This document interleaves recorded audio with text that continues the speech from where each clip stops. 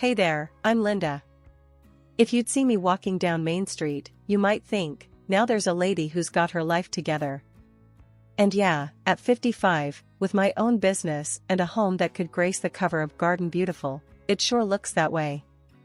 But let me tell you, it wasn't always sunshine and roses. This whole saga kicked off about 25 years back. I was 30, fresh off the loss of my folks. They were good people, loved me to bits, being their only kid and all. They left me the family farm and our old house. A sweet deal for some, but for me, it was a mix of a blessing and a curse. One day, I was out in the fields, checking on the crops, when Mike, my neighbor, hopped over the fence. Mike was as rugged as they come, with hands that told tales of hard work and a smile that could light up the darkest days. "Hey, Linda. You plan on running this place all by yourself?" he called out, wiping the sweat off his brow with the back of his hand. I shrugged, trying to look more confident than I felt. "Guess I have to, don't I? Can't let this all go to waste." Mike leaned on the fence, his eyes scanning the horizon. "Your folks did a hell of a job with this land. You need a hand, you know where to find me." "Thanks, Mike. I might just take you up on that," I replied, offering him a smile. That was the thing about our little community, we had each other's backs. But deep down, I knew if I was going to keep this farm afloat, I needed more than casual help. I needed a partner, in every sense of the word. Enter Michael, or as I liked to call him, my saving grace. He was a city boy, looking for a slice of country life, and boy, did we hit it off. One minute we were talking crop rotations, and the next, we were planning our life together. One evening, after a long day's work, we sat on the porch, our hands intertwined, watching the sun dip below the horizon. "Linda, this place, it's got potential. With a bit of elbow grease, we could really make something of it," Michael mused, his voice full of hope. I leaned my head on his shoulder. "I know. It's just daunting, you know? It's not just a farm, it's my legacy." He turned to me, his gaze serious. "And it's our future. I'm in this with you, every step of the way." That's how our journey began. Together, we poured our hearts and souls into the farm. It wasn't easy, far from it. Life on the farm with Michael was like riding a roller coaster without any brakes, thrilling, terrifying, and utterly unpredictable. Then David came along, and suddenly, the stakes were higher than ever. He was our little miracle, the kind of baby that could make the hardest farmer melt into a puddle of goo with just one toothless grin. Michael was over the moon, but he was also practical to a fault. One night, a few weeks after David's arrival, we were sitting in the dim light of our living room, the baby finally asleep after what felt like an eternity of fussing. "Linda, you're spoiling the boy," Michael began, his voice low, trying not to wake David. "He needs to learn the value of hard work, just like we did." I'd brush off his comments, too caught up in the love I had for our son. "He's just a child, Michael. There's plenty of time for all that." But Michael was right. In my desire to give David everything, I might have given him too much of the wrong thing. It was a lesson I'd learned the hard way, but back then, I was too blinded by love to see it. Those early days turned into months, and months into years. David grew like a weed, and with every inch, he seemed to gain a new spark of curiosity about the farm. Michael was in his element, teaching David how to care for the animals and the crops. I watched them, my heart full, even as a small part of me worried we were setting him up for a life of hard labor. "Mom, look!" David would shout, running towards me with a new discovery, a frog or a particularly shiny rock. His eyes were always so full of wonder, it was contagious. "I see, honey. That's amazing." I'd respond, matching his excitement, even when I was dead on my feet from the day's work. But it wasn't all sunshine and play. The farm demanded a lot from all of us, and there were days when the tension ran high. Michael and I would sometimes clash over the smallest things, the stress of the harvest or a sick animal turning into a much bigger argument. David's laughter became the soundtrack of our lives, a constant reminder of what we were working so hard for. And even on the toughest days, when the crops were failing or the bills were piling up, one look at our son's smiling face was all it took to remind us why it was all worth it. Then, tragedy struck. Michael fell ill, and despite a fierce battle, we lost him. It gutted me. I tried to keep things together, but grief has a way of eating at you, and I found comfort in food more than I should have. I was a shadow of my former self, lost in sorrow and stress-eating my way through the days. When David came back home, fresh out of college, he didn't come alone. He brought his wife, Liz, who carried herself with an air that said she'd rather be anywhere but here. The moment they stepped through the door, I could feel the judgment hanging in the air, thick and suffocating. David didn't waste any time. "Mom, what's happened to you? This isn't okay. You've let yourself go." His words stung, a harsh reminder of how far I'd fallen. I wanted to lash out, to tell him he had no idea what I'd been through, but the look of disappointment in his eyes silenced me. Liz's gaze was even worse, full of disdain as she scanned the room, her nose wrinkled as if she'd smelled something foul. "We're actually going to live here," she whispered to David, loud enough for me to hear. Despite everything, they agreed to stay. "But things are going to change around here," David declared, a tone in his voice that brooked no argument. In my heartache and loneliness, I clung to the hope that having my son home would help heal the gaping wound left by Michael's passing. So, when David suggested he take over the legal management of the farm, I didn't hesitate. "If you think that's best," I murmured, signing over the rights with a shaky hand, unaware of the consequences this decision would bring. Life took on a new kind of normal, one where I felt more like an outsider than the matriarch of the home I'd built with Michael. David and Liz made changes, big and small, and with each new decision, I felt my connection to the farm slipping away.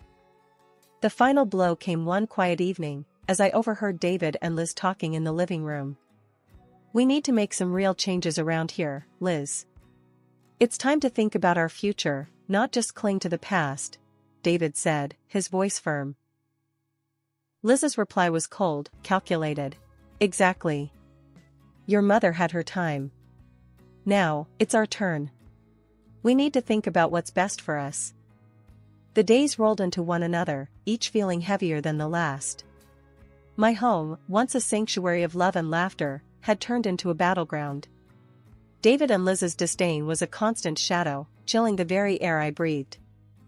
One afternoon, I was tending to the garden, my hands deep in the earth, trying to find some solace in the familiar feel of soil, when David stormed out. "Mom, we need to talk," he said, his voice tight with frustration. I straightened up, wiping the dirt on my jeans, bracing myself. "What's it now, David?" "It's about the farm, and your habits. Liz and I have been talking. We think it's time for some changes," he said, avoiding my gaze. I felt a flash of anger. "My habits? You mean the way I run the farm?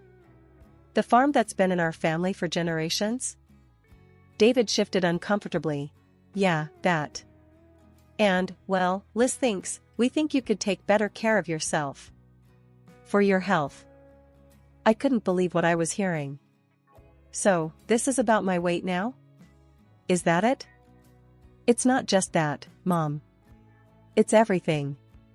You've let yourself go. And the farm, it's not being managed right. We're losing money," David shot back, his patience thinning. The accusation stung. I had poured my heart and soul into this land, even more so after losing Michael. To hear my own son dismiss it all so casually was a knife to my heart. "And what do you plan to do about it, David? Take over completely? Push me out?" My voice was sharp, laced with hurt and anger. David sighed, running a hand through his hair. "I don't know, Mom. But something's gotta give. We can't go on like this." As he walked away, I felt a profound sense of isolation. My son, my flesh and blood, was turning against me, blinded by his wife's contempt and his own ambition. A few days later, Liz cornered me in the kitchen. Her usual disdain was replaced with a cold, calculated look. You know, you could try a little harder, Linda. Make yourself useful. Maybe get a job, help out more around the house, she said, her words like ice. I clenched my fists, struggling to keep my composure. I've done nothing but work my entire life, Liz.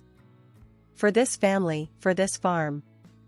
And I don't need you to tell me about being useful. Liz laughed, a cruel, mocking sound. Useful? Please. You're dead weight around here. David and I are the future of this farm. You're just in the way. Her words ignited something within me, a fiery mix of rage and determination. This farm is my life, Liz. I won't be pushed aside, not by you or anyone else. She smirked, clearly amused by my defiance. We'll see about that, Linda. We'll see. As she sauntered out of the kitchen, I was left with a swirling mix of emotions.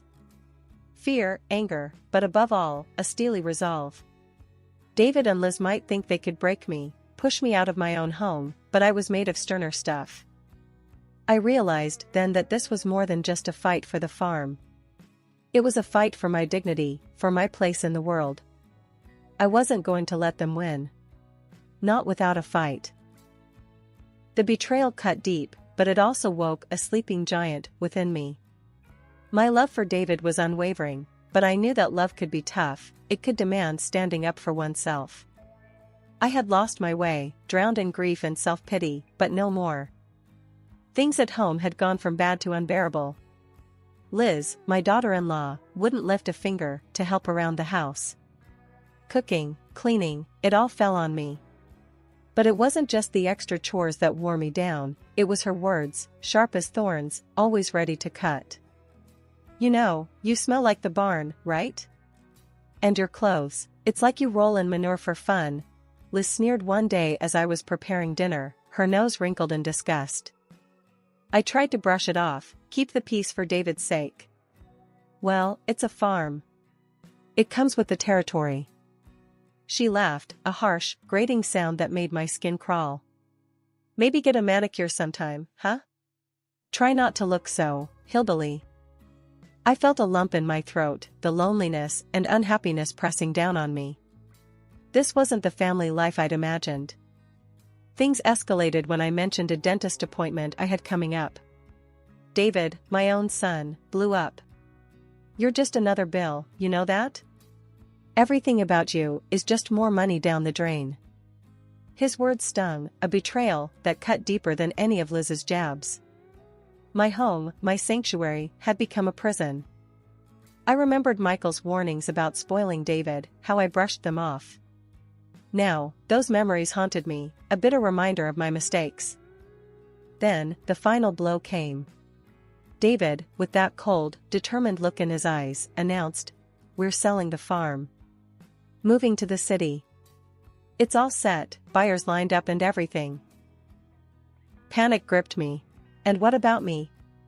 What happens to me? Liz's laugh, cruel and mocking, was the only response. Oh, you think you're coming with us? Dream on. You can stay here. Maybe someone will take pity on you. Their words echoed in the empty house, a stark reminder of how alone I was. My family, my home, my whole life, it was all slipping away. But something inside me snapped. I wasn't going to let them erase me, not without a fight. My voice, steady despite the turmoil inside, challenged them. You think you can just throw me out, just like that? This is my home too, and I won't go down without a fight. David's face hardened. You don't have a say in this anymore. We've made our decision. I stood my ground, my resolve hardening. We'll see about that. I'm not as helpless as you think. As they walked away, leaving me in the silence of my betrayal, I knew this was more than just a fight for a piece of land. It was a fight for my dignity, my legacy, and my rights. I might have been down, but I wasn't out. Not by a long shot.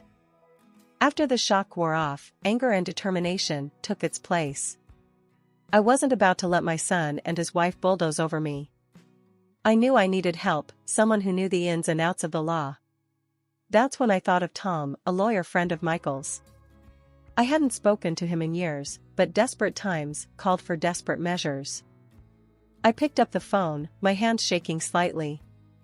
"Tom, it's Linda. I need your help." Tom's voice was a balm, calm and steady. "Linda, it's been ages. What's going on?"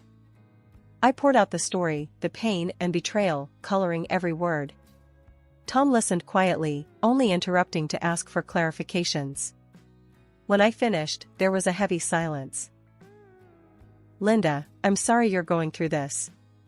But I think you've got a strong case. Let's meet tomorrow, go over everything. We'll find a way to fight this." Hanging up, I felt the first glimmer of hope in what felt like forever. The meeting with Tom was a revelation. He dug through the deeds, the wills, and all the legal documents my husband had left behind. "Michael was a smart man," Tom said, pointing to a clause in the documents. "He made sure you'd always have a say in what happens to the farm. Your son can't sell it without your consent." Armed with this knowledge, I confronted David and Liz. They were in the living room, going over plans, their dreams of the city life spread out on the coffee table. "I spoke to a lawyer," I said, my voice stronger than it had been in days. David looked up, annoyance flashing in his eyes. "And what? You're going to sue your own son?" "If I have to," I shot back, the documents clutched in my hand like a shield. "Did you know your father made sure I'd always have a say in the farm? You can't sell it without my consent." Liz laughed, but there was a hint of nervousness in it now. "She's bluffing." But I laid the documents on the table. "I'm not bluffing. This is the truth. You want to fight this? Go ahead. But you're not going to win." The change in them was immediate. The confidence, the smugness, it all evaporated, replaced by uncertainty and fear. The revelation hit David like a physical blow. His anger turned to fury, a venomous look directed at me. "So, this is how it is? You'd rather see us ruined than help your own son?" "It's not about ruining anyone. It's about protecting what's mine. What your father and I worked for," I replied, my resolve firm. David's fury boiled over. "All you care about is this farm. Not me, not us. You know what? We don't need you. We don't need any of this." Liz joined in, her words laced with venom. "Yeah, we thought we could use the money, but if this is how it's going to be, forget it. We're better off without you." Their insults stung, a bitter pill to swallow. But as they stormed out, leaving me standing alone but resolute, a weight lifted off my shoulders. The realization hit hard, David's love had been conditional, tied to what he could gain from me.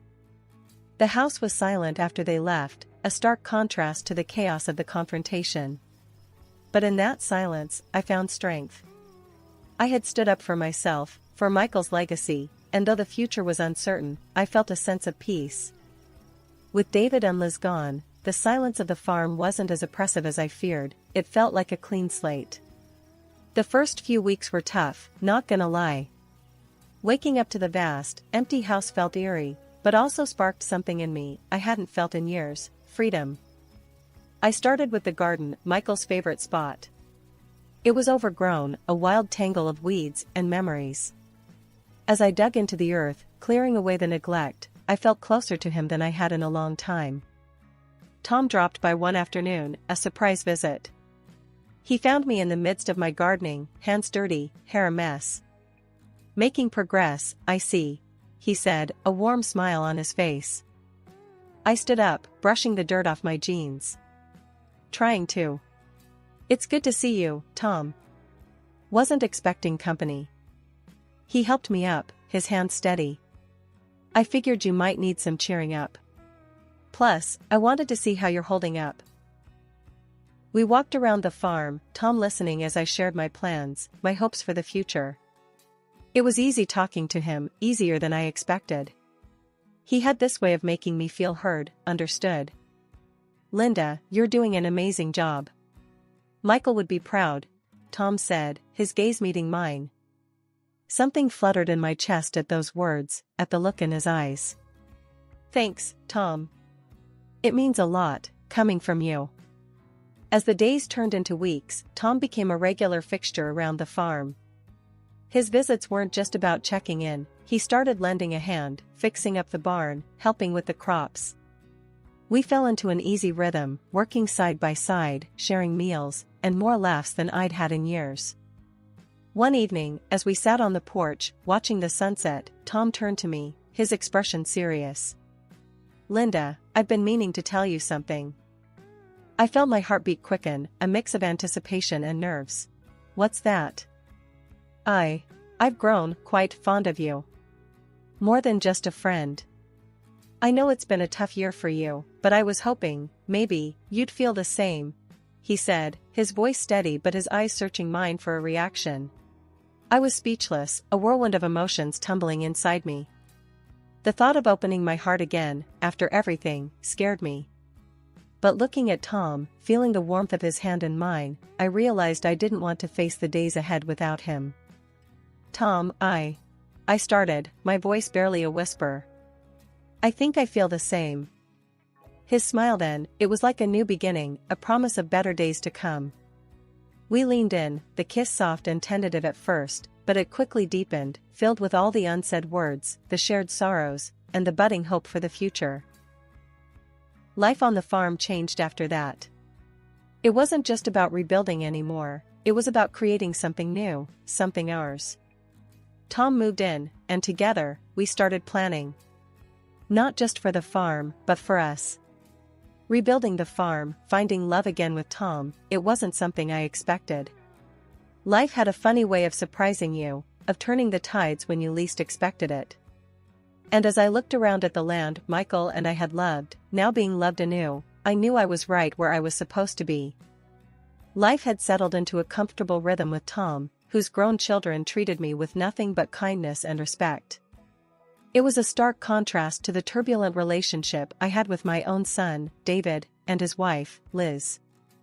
One afternoon, as I was tending to the flowers that Tom and I had planted together, my phone rang. The caller ID showed Liz's number, a name I hadn't seen on my screen for months.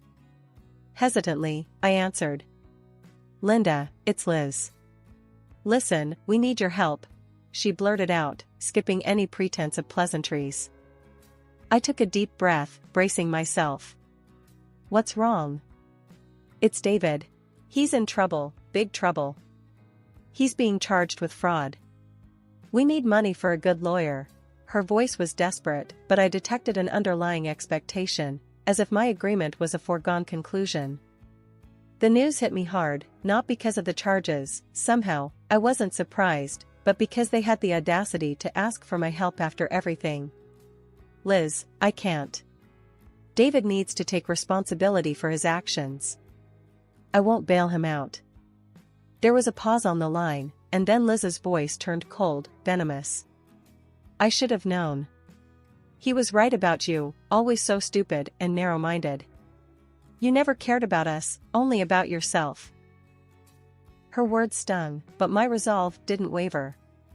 Liz, that's enough. I've done all I can for you too. It's time for David to face the consequences of his actions. Without waiting for her response, I ended the call, my hand shaking slightly as I placed the phone back on the table.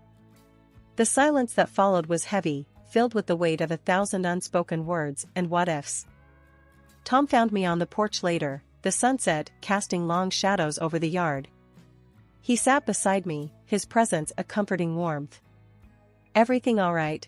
He asked, his voice laced with concern. I sighed, leaning into him. It's David. He's in trouble again. But this time I made the decision not to help. It's hard, Tom, but I know it's the right thing to do. Tom wrapped an arm around me, pulling me closer. You're a strong woman, Linda. Stronger than you give yourself credit for. You've done all you can. It's up to David now. As we sat there, watching the day give way to night, I reflected on the journey that had brought me here. The heartaches, the betrayals, but also the love, the growth, and the understanding that sometimes, the hardest decisions are the ones that ultimately save us. Liz's call, David's troubles, they were just echoes of a past that no longer had the power to hurt me. I had found my peace, my strength, and my family. And I was determined to protect that, no matter what came our way. Always be true to yourself, I murmured, more to myself than to Tom. Even when it's hard. Especially when it's your own son. Tom squeezed my hand in silent agreement, and in that moment, I knew that no matter what the future held, I would face it with courage and integrity. I had learned to stand my ground, to choose my happiness and well-being, and to let go of those who couldn't respect that.